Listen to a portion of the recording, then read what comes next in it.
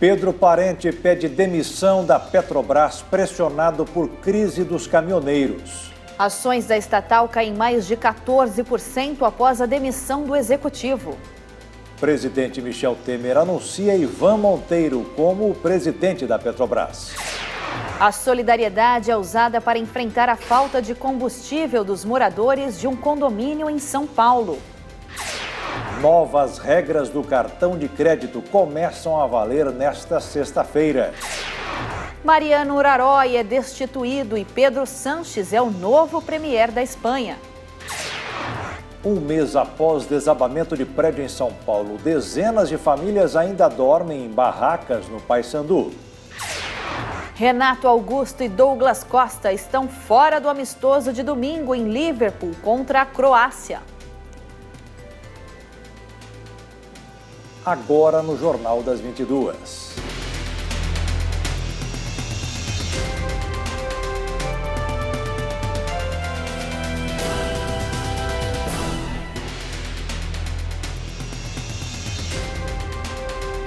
Olá, muito boa noite. Boa noite. Pedro Parente não resistiu à pressão e pediu demissão da presidência da Petrobras. Foram 2 anos à frente da estatal. De unanimidade no mercado, virou alvo de muitas críticas e até mesmo de políticos aliados ao governo. O mercado financeiro não reagiu bem, as ações da petrolífera despencaram. O sucessor do executivo foi definido pelo presidente Michel Temer. Quando assumiu o cargo em 2016, Pedro Parente comemorou o fato de que não teria pressão política para nomear a diretoria da empresa. Isso foi uma orientação clara que o presidente Temer me passou.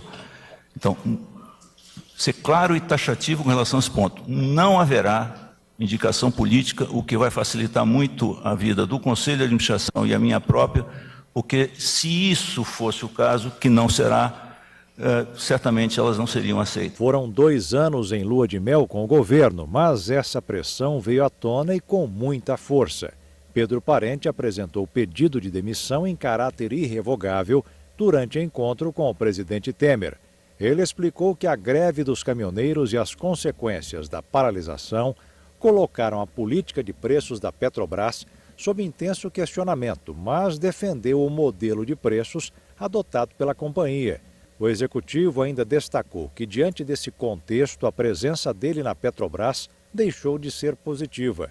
Além da greve dos caminhoneiros, Parente enfrentou nos últimos dias uma paralisação de petroleiros. A renúncia dele era uma das reivindicações da classe e foi comemorada pela federação que representa a categoria. As manifestações dos caminhoneiros, dos verdadeiros caminhoneiros e dos petroleiros, conseguiu desnudar a fama de bom gestor do Pedro Parente. Ele foi causador do 2º apagão no nosso país, que prejudicou imensamente a população brasileira, a sua política entreguista, a sua política de só olhar o mercado financeiro. A demissão do executivo também foi comemorada por outros setores políticos. Pedro Parente acaba de anunciar seu pedido de demissão da Petrobras. Já vai tarde. Eu espero que essa saída signifique a mudança na política da Petrobras. A Petrobras voltar a olhar para o Brasil, para o crescimento econômico, para a geração de empregos. Porque com Temer e Pedro Parente, a Petrobras virou um instrumento a serviço do capital financeiro, de quem tem ação na Bolsa de Valores de Nova York. Eles só pensavam nisso o tempo inteiro. Como passar lucro para esse pessoal. Não basta demitir o seu Pedro Parente. É preciso exigir que a política de preços que ele impôs seja trocada.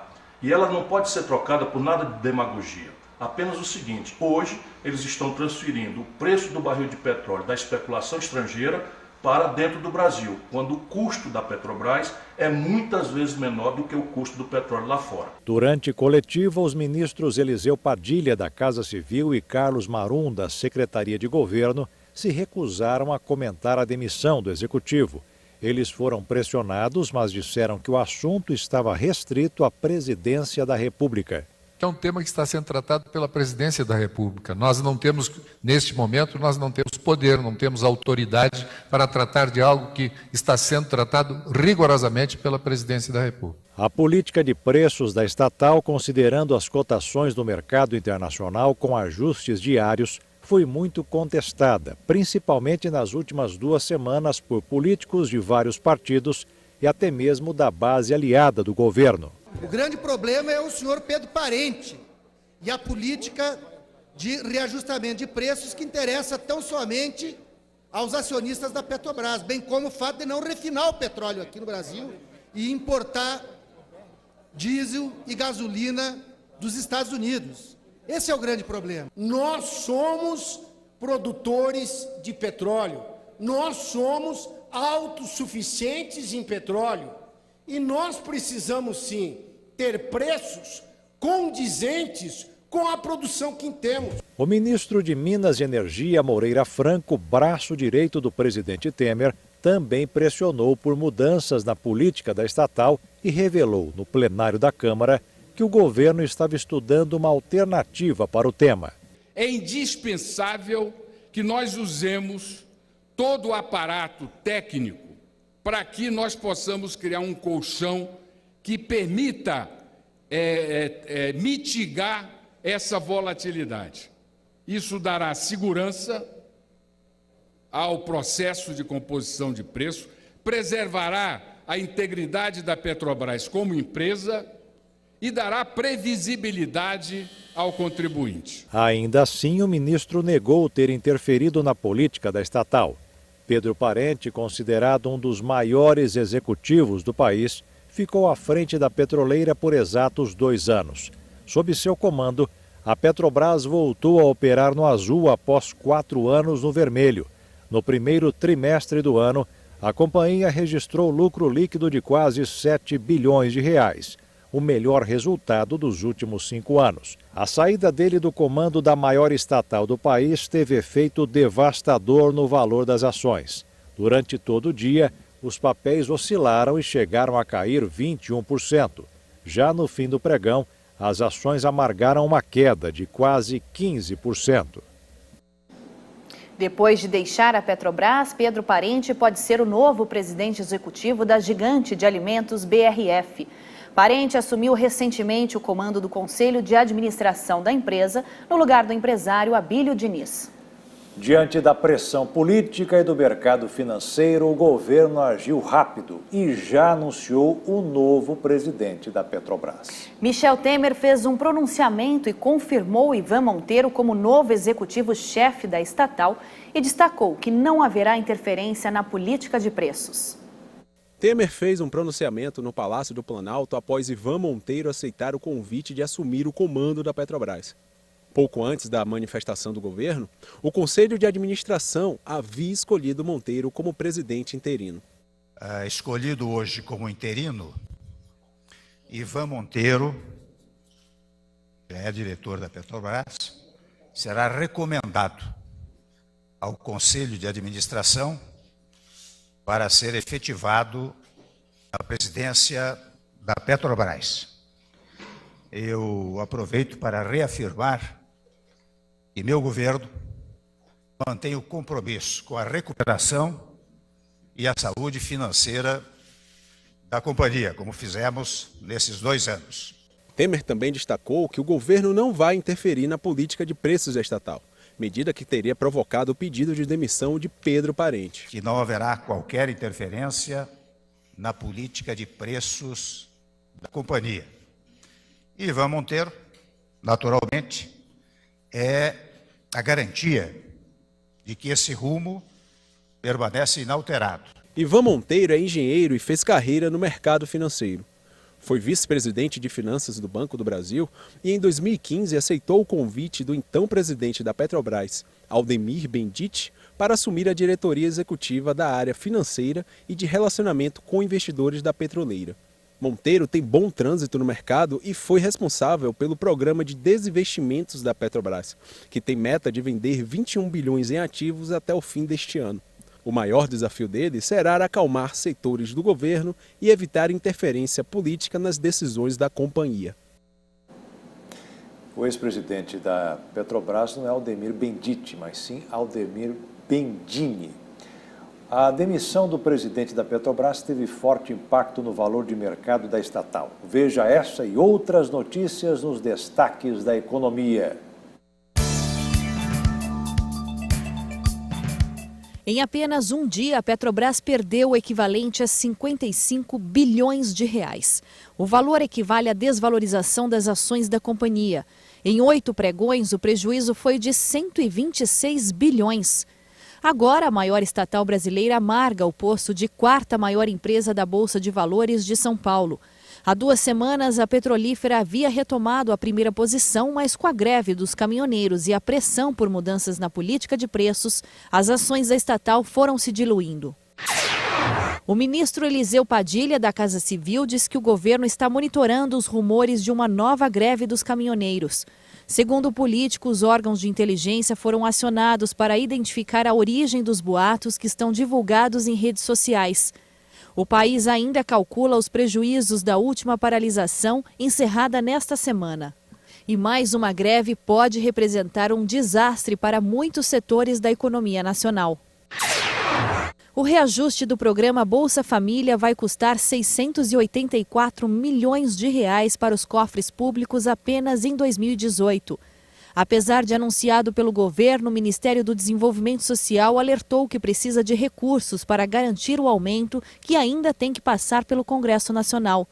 Segundo o texto publicado no Diário Oficial da União, o benefício médio passará de R$ 177 reais para R$ 187, uma alta de 5,6%. No mercado financeiro, o dólar fechou em alta nesta sexta-feira. A moeda norte-americana subiu 0,8% e encerrou o dia cotada a R$ 3,767 na venda. A partir de hoje, a regra de pagamento mínimo de 15% da fatura do cartão de crédito será extinta. Mas os juros e encargos continuam. Veja dicas para fazer o melhor uso do seu cartão. Com a mudança, os bancos e as instituições financeiras vão poder definir um percentual mínimo de pagamento para cada cliente, de acordo com o perfil e o relacionamento dele com a instituição. Outra medida acaba com a cobrança de 2 taxas de juros diferentes para quem deixa de pagar o total da fatura. A partir de agora, os bancos poderão cobrar apenas uma taxa, a do rotativo regular, definida em contrato. Em caso de inadimplência, as instituições financeiras podem aplicar juros de mora e multa. Se ele não cumprir o pagamento mínimo acordado contratualmente com a instituição financeira, né, a emissora do cartão de crédito, ele, além dessa taxa de juros, ele está sujeito a pagamento de mora e multa. Essa é a diferença, mas a taxa de juros é a mesma, independente dele pagar um mínimo ou não. O planejamento do uso do cartão de crédito é a melhor forma de evitar os juros altos dessa modalidade de crédito. O estudante Renato Ferreira já teve que pagar o valor menor da fatura e encontrou uma estratégia para driblar os juros altos. Normalmente eu utilizo da estratégia de fazer o cálculo, né, e pagar sempre 50% do total da fatura. Foi só uns 2 meses que eu experimentei fazer essa estratégia. Eu gostei porque, né, uma coisa que eu não consegui pagar nesse mês, aí no mês posterior eles não colocaram juros altos para mim. Desde o ano passado, o consumidor só pode fazer o pagamento mínimo do cartão de crédito por 1 mês. Na fatura seguinte, o banco não pode mais rolar a dívida e o cliente tem que quitar o valor ou parcelar em outra linha de crédito. Essa regra está mantida. O planejamento do uso do cartão de crédito é a melhor forma de evitar os juros altos dessa modalidade de crédito. Esse consultor de finanças pessoais defende que as pessoas usem o cartão de crédito para pagar as contas do dia a dia, mas sem comprometer a renda do mês. O cartão de crédito precisa ser usado como se ele fosse dinheiro.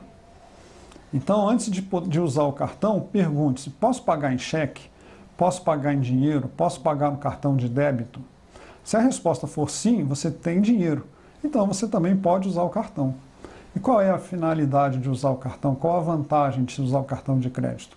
Única e exclusivamente pelos pontos, porque você vai ter que pagar de um jeito ou de outro. Agora, se as pessoas pensam ao contrário, não posso pagar com cheque, não posso pagar com cartão de débito e muito menos em dinheiro, então eu vou usar o cartão, o que ela está fazendo? Ela está contratando um crédito com as maiores taxas de juros do mundo. Então ele está fazendo uma grande bobagem. Passado um mês do desabamento do prédio Wilton Paes de Almeida, no centro de São Paulo, dezenas de famílias ainda estão desalojadas e dormindo em barracas improvisadas no Largo do Paissandu. Nesta semana, o edifício vizinho ao que pegou fogo foi liberado pela Prefeitura. Veja na reportagem de Anali Lima. Há um mês, São Paulo acordava estarrecida com a notícia do desabamento de um edifício no centro da capital. Era o Wilton Paes de Almeida, com 26 andares e que abrigava dezenas de famílias de sem-teto.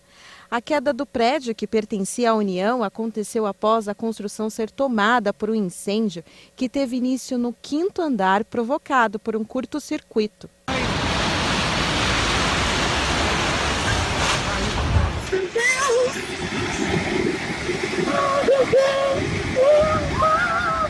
Na tragédia, 7 pessoas que moravam no edifício morreram. 2 seguem desaparecidas. O Corpo de Bombeiros encerrou as buscas por vítimas nos destroços no dia 13 de maio. Durante o período, 1.700 homens da corporação trabalharam sem parar 24 horas por dia. As investigações e a busca por responsáveis seguem pelo 3º Distrito Policial. 34 pessoas foram ouvidas. O delegado responsável encaminhará o inquérito à Justiça com pedido de prazo para continuar as investigações. Com o desabamento, muitas pessoas perderam tudo que tinham. Segundo a Prefeitura da cidade de São Paulo, 455 pessoas ficaram desalojadas. Desde que o edifício Wilton Paes de Almeida pegou fogo há 30 dias, pouca coisa mudou. Dezenas de famílias continuam acampadas aqui no Largo do Paissandu. Elas reclamam do descaso do poder público e também da falta de doações. Só promessa. E a gente não vive de promessa, a gente vive de realidade, porque a gente faz um mês hoje que a gente está na luta e até agora nada resolvido. Era para todo mundo agora, quarta-feira passada, receber cadê? E aí, ninguém ligou, ninguém está recebendo. E outra, auxílio aluguel, não é nem para receber também. Por que auxílio aluguel? Auxílio aluguel, primeiro mês é 1.200, segundo mês em diante é 400. Quem vive aqui dentro no centro de São Paulo com R$400 no aluguel? O que eles estão falando aí, que tem gente aqui atraída por doação, é mentira. Que todo mundo está precisando aqui de moradia, não de certas coisas que estão falando. De acordo com a Prefeitura, 144 famílias receberam auxílio moradia, constituído de uma parcela de R$ 1.200 no primeiro mês e outras 11 de R$ 400. Quem está no acampamento reclama da falta de banheiros químicos. Eles deviam ter sido instalados de acordo com uma decisão da Justiça Federal do dia 23 de maio, mas não foram colocados até agora. A Prefeitura justificou que os banheiros ficaram presos em um dos bloqueios durante a greve dos caminhoneiros da última semana e não deu prazo para instalação. Para a reportagem do HIT Notícias, a Prefeitura Regional da Sé, por meio de nota, informou que foram desinterditados imóveis localizados no Largo do Paissandu, entre eles o edifício Caracu. A nota ainda diz que a regional aguarda a orientação da União sobre a destinação das mais de 220 mil toneladas de material retirada dos escombros. Mesmo com a desinterdição, o comércio na região parece que vai demorar a voltar à normalidade. A primeira semana que aconteceu, nós tivemos uma queda de mais de 50%. Tanto que nós temos muitos clientes na região, mas só que como estava cercada a área, eles não podiam vir para cá. Normalizar está começando agora. Depois de uns 20 dias que começaram a vir os clientes, tanto que alguns não queriam devido ao pessoal que está ali na frente, alguns ficam com receio até normalizar. Eu acredito que vai mais uns 10 dias, até, que é o prazo que deram para eles saírem daí. E veja a seguir, exportação brasileira cai 36% por causa da greve dos caminhoneiros. E ainda, Pedro Sánchez se torna o novo presidente do governo espanhol.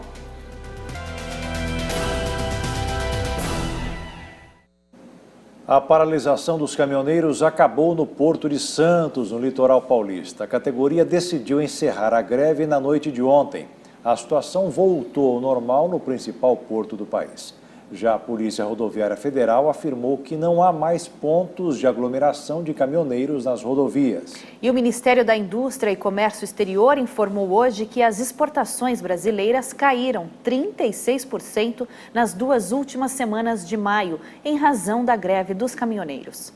No início da manhã de quinta-feira, 1.500 militares da Marinha, Exército e da Força Aérea, com apoio da Polícia Militar de São Paulo e da Polícia Rodoviária Federal, chegaram ao local com veículos blindados para fazer a garantia da entrada e saída dos caminhões que ainda estavam dentro dos terminais. Já de noite, a categoria decidiu encerrar a greve após a assembleia.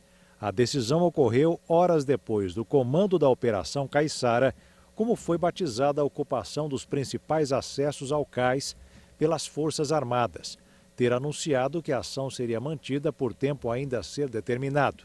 Representantes de 3 associações de caminhoneiros autônomos saíram da capital paulista após audiência com o governador Márcio França, do PSB, e se encontraram com o grupo reunido em Santos.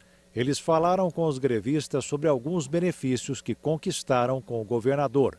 E após conversa com os manifestantes, foi decretado o fim da greve e o retorno ao trabalho a partir das 0h desta sexta. Entre os pontos acordados entre França e os representantes da categoria está o parcelamento do IPVA e a garantia da criação de ao menos 6 novos pontos de parada para os caminhoneiros nas rodovias, nas quais eles teriam a disponibilidade de diesel entre 10% e 15% mais barato. A greve nacional dos caminhoneiros deixou o fluxo de caminhões completamente parado no porto por 11 dias. E a estimativa é que o prejuízo seja de mais de 370 milhões de reais. Segundo o Sindicato das Agências de Navegação Marítima, levará cerca de 10 dias para que o fluxo no Porto de Santos volte ao normal. Nesse primeiro momento, os caminhões têm que retirar os contêineres vazios para abastecerem novamente com as mercadorias. Outra preocupação é com a quantidade de navios atracados no Cais Santista, esperando carga para seguir em viagem.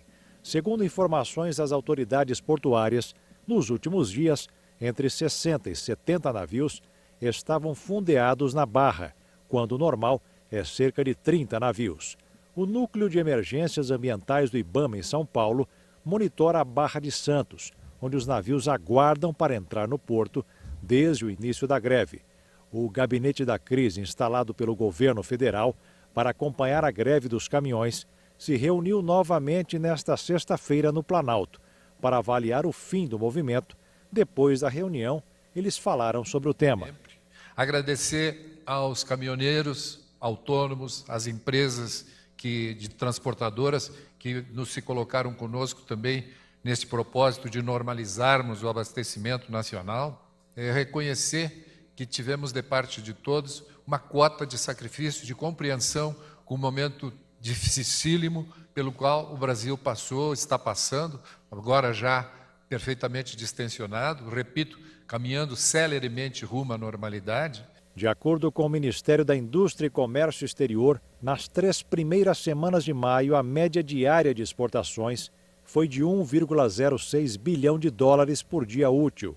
E a partir do dia 21, quando a paralisação começou, as exportações caíram para a média diária de 678 milhões de dólares por dia útil. Mesmo assim, a balança comercial de maio registrou superávit de 5,9 bilhões de dólares em maio, segundo o Ministério. Já no Ministério das Minas e Energia, foi realizada uma reunião com o ministro Moreira Franco e representantes de distribuidoras de combustíveis e de postos de combustíveis. Eles discutiram os termos do acordo que pôs fim à greve dos caminhoneiros. Se comprometeram a repassar o desconto para o consumidor final na bomba. A Petrobras já começou o dia faturando com um desconto de 46 centavos. A expectativa é que isso aconteça ao longo da próxima semana. Logicamente depende do lugar. Onde você recebe por navio, os estoques são maiores, depende um pouco mais para você consumir. Em locais de grande consumo como São Paulo, Rio de Janeiro, isso acontece de uma forma mais veloz. Nesta sexta-feira é publicada uma edição do Diário Oficial da União, uma portaria do Ministério da Justiça com as regras para a fiscalização dos preços nos postos. As punições para os postos que não repassarem o desconto ao consumidor estarão sujeitos a punições que vão de multa à interdição. A solidariedade foi um jeito encontrado por moradores de um condomínio de Embu das Artes, na Grande São Paulo, para enfrentar falta de combustíveis. Eles se uniram por meio da tecnologia para compartilhar caronas, produtos e serviços. Os limões que o Daniel está colhendo no quintal da casa dele vão ser trocados por laranjas da vizinha Patrícia. A ideia surgiu dele mesmo e já contagiou quase todos que moram por lá. O Daniel, nosso vizinho, ele quem criou um grupo. Na verdade, nós já tínhamos um grupo de protetores de animais aqui dentro, é um grupo bem pequeno. E ele teve essa ideia de criar esse grupo para as pessoas se ajudarem. Aqui é um condomínio muito grande, é um condomínio de aproximadamente mais de 300 casas. E que a gente mora aqui há muitos anos e a gente mal conhece os vizinhos. A Neuza foi uma das primeiras a ajudar. Na falta de combustíveis nos postos, usou o carro para dar carona a uma vizinha que também precisava ir ao mercado. E fizemos amizade, o que é importante, né? Conheci um pouquinho mais dela, ela conheceu um pouquinho mais de mim. A Patrícia também fez novas amizades.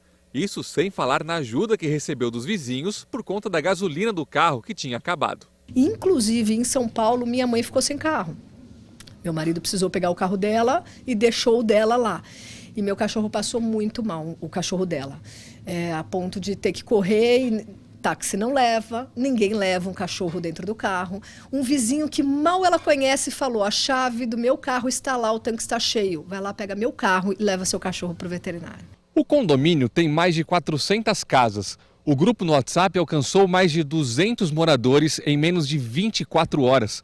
Mas o que chama atenção não é esse rápido crescimento, e sim a união e a participação dos moradores graças à tecnologia. A gente mora há muito tempo aqui, a gente se encontra na rua, mas muitas pessoas não se conhecem, algumas nem se cumprimentam. E com essa iniciativa parece que despertou um sentimento assim de solidariedade, de estamos juntos, vamos nos ajudar. E as pessoas encamparam rapidamente isso.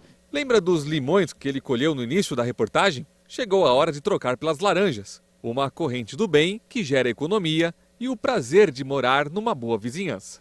Por que não aproveitar? Eu saio sozinha no meu carro, tenho espaço para mais 4 pessoas, vou ao supermercado que talvez tenha, e já aconteceu de encontrar pessoas do condomínio no mesmo supermercado. Por que não aproveitar? É o momento de um bom papo, né? De você conseguir colocar a conversa em ordem, conhecer um pouco mais as pessoas, as necessidades delas e contribuir, né? E fazer e praticar a solidariedade mesmo, né? Que está tão em falta ultimamente, né? Principalmente porque o filho saiu do videogame e está na rua, foi jogar futebol, conhecer novos amigos. Os Estados Unidos vetaram hoje o projeto de resolução apresentado na ONU por países árabes que pedia a adoção de medidas para proteger os palestinos que reivindicam seu direito de retornar a Israel. A ação teve o apoio de 10 países membros do Conselho de Segurança. China, França e Rússia estiveram entre os 10 países do Conselho de Segurança que apoiaram a iniciativa apresentada pelo Kuwait em nome de um grupo de países árabes. 4 membros se abstiveram. Um projeto de resolução requer 9 votos a favor para ser aprovado no Conselho formado por 15 países e não pode ser vetado por nenhum dos 5 membros permanentes: China, França, Grã-Bretanha, Rússia e Estados Unidos. O Kuwait apresentou o projeto há 2 semanas, inicialmente pedindo uma missão de proteção internacional para os palestinos, à medida que os protestos se tornavam mais violentos na fronteira entre Israel e Gaza. Ao menos 123 palestinos foram mortos pelo exército de Israel nos distúrbios iniciados desde o final de março. Nenhum israelense foi morto. O presidente espanhol afastou o chefe de governo Mariano Rajoy depois de um escândalo de corrupção que envolve o partido dele. No lugar assume Pedro Sánchez, que é da oposição. O parlamento aprovou o afastamento de Rajoy em uma votação apertada. Assim, o líder, que é do Partido Popular, se tornou o primeiro chefe de governo do país a ser derrubado desde a redemocratização da Espanha em 1975. O partido de Rajoy foi condenado pela Audiência Nacional da Espanha por envolvimento em um esquema de corrupção que envolvia subornos a funcionários da sigla em troca de licitações públicas em vários municípios. Agora, o novo chefe de governo é o opositor Pedro Sánchez, do Partido Socialista Operário Espanhol. Apesar de subir ao poder, Pedro Sánchez deve ter um futuro difícil no cargo, já que ele obteve uma maioria que pode se desfazer rapidamente. O socialista Pedro Sánchez tornou-se o novo presidente do governo espanhol nesta sexta-feira. O ex-professor de economia de 46 anos conseguiu apoio para aprovar uma moção de censura que tirou do poder o líder conservador Mariano Rajoy. Nascido em 29 de fevereiro de 1972 em Madrid, ele cresceu em uma família abastada. Amante da política desde jovem, foi vereador em Madrid entre 2004 e 2009, quando se tornou deputado e sua carreira decolou. Em 2014, se tornou o primeiro líder do PSOE a ser eleito pelos militantes, mas seu partido enfraquecido ficou atrás de Rajoy nas eleições de dezembro de 2015. Ele tentou formar um governo com os partidos emergentes Podemos e Ciudadanos, mas não teve sucesso. Na repetição das eleições de junho de 2016, o PSOE registrou seu pior resultado desde a restauração da democracia espanhola em 1977. Sánchez foi responsabilizado pelo fraco desempenho, mas voltou pela porta da frente em maio de 2017, quando os militantes o recolocaram à frente do partido. Seu novo papel não será fácil, ele não tem maioria e para a censura teve que concordar com a esquerda radical do Podemos, os separatistas catalães e os nacionalistas bascos. Uma maioria que prevê um governo instável e pode encurtar sua permanência no Palácio da Moncloa. E veja a seguir, é negado o recurso de Eduardo Cunha contra a condenação em segunda instância. E ainda, Donald Trump confirma o encontro com Kim Jong-un para este mês.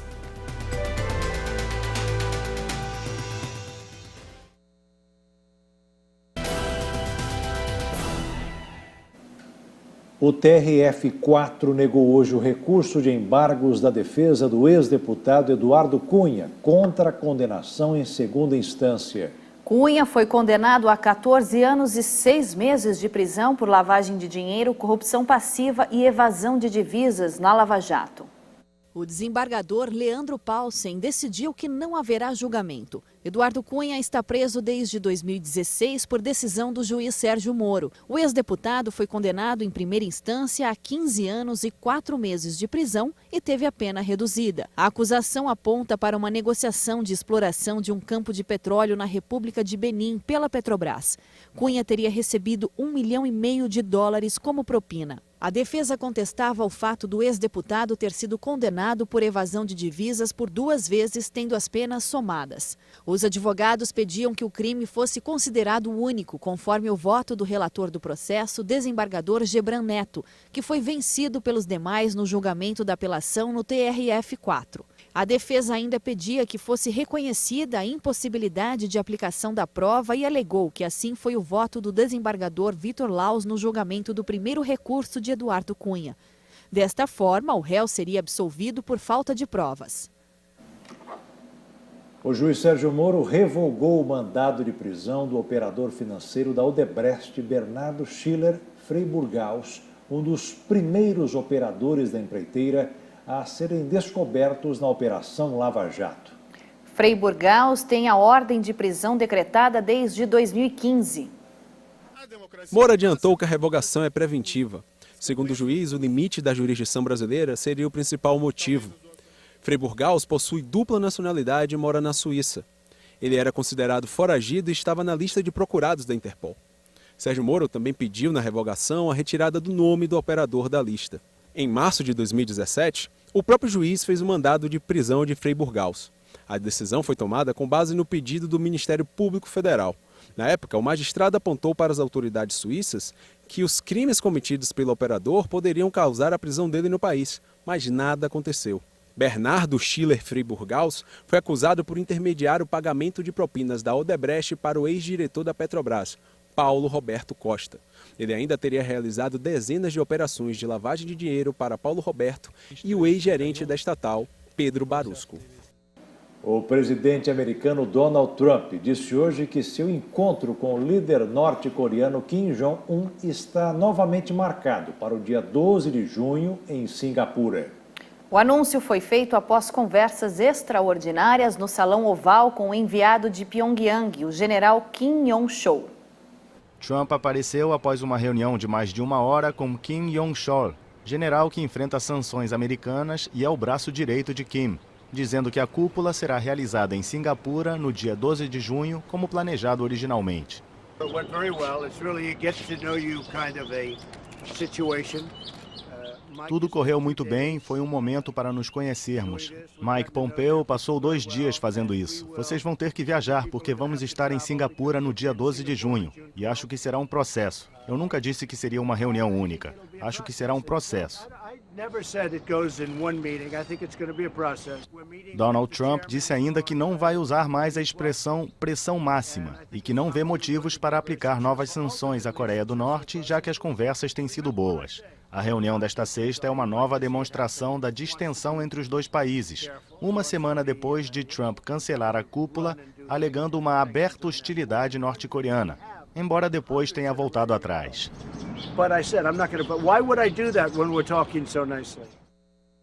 E veja a seguir, o ex-ministro Gilmar Mendes manda soltar o ex-presidente da FEComércio no Rio.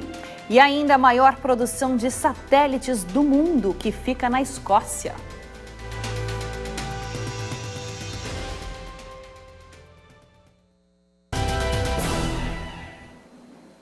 O ministro Gilmar Mendes determinou a liberação de Orlando Diniz, ex-presidente da FEComércio do Rio de Janeiro. Diniz foi preso na Operação Jabuti em 23 de fevereiro desse ano por ordem do juiz federal Marcelo Bretas. Orlando Diniz é suspeito de desviar recursos públicos no esquema criminoso envolvendo o ex-governador Sérgio Cabral. Desde 15 de maio, Diniz é o 15º preso pelo juiz Marcelo Bretas, responsável pela Lava Jato no Rio de Janeiro, a ser beneficiado por Gilmar Mendes. Gilmar determinou a soltura de Orlando Diniz e o cumprimento de algumas medidas, como não manter contato com os demais investigados por qualquer meio. O ministro proibiu ainda o réu de deixar o país. Mendes acrescentou que Diniz está afastado da FEComércio e que, por essas razões, não há motivo para a prisão preventiva. Os Correios informaram que desde o início da paralisação dos caminhoneiros, o volume de objetos entregues foi 50% menor em comparação com os dias normais de operação. A estatal atribui a redução por causa de bloqueios nas estradas ou devido à falta de combustível. Com isso, veículos não conseguiram chegar aos seus destinos. A empresa disse ainda que calcula os prejuízos financeiros. Os Correios estimam que serão necessários aproximadamente 15 dias após o término da greve para regularizar as operações e normalizar as entregas. Para reforçar as operações, a empresa já possui um plano de ações que atinge desde horas extras para os empregados até contratações de mão de obra temporária e de linhas extras para agilizar o escoamento da carga. A indústria espacial de Glasgow tem um grande potencial, mesmo que o produto seja pequeno. Fabricantes escoceses de satélites focam em aparelhos menores que custam menos para ir à órbita. Glasgow já foi o estaleiro do Império Britânico. A cidade fabricava 1/4 de todos os navios do mundo. Hoje, novos impérios se expandem no espaço sideral. E a maior cidade da Escócia continua na linha de frente do movimento. Aqui fica a maior produção de satélites do mundo, fora dos Estados Unidos. Mas as máquinas são muito menores do que um navio de cruzeiro. Pense em uma garrafa de uísque, você terá uma noção do tamanho do nosso satélite. Glasgow se especializa em CubeSats, pequenos dispositivos orbitais usados para GPS e previsão do tempo. A Spire Global e a Clyde Space fabricam mais ou menos um satélite por semana, e o sucesso inspira outras empresas. Aqui está o Unicorn One, o primeiro satélite que produzimos. Ele vai ser lançado no ano que vem no Unisat 7, que vai para o espaço em um foguete Soyuz.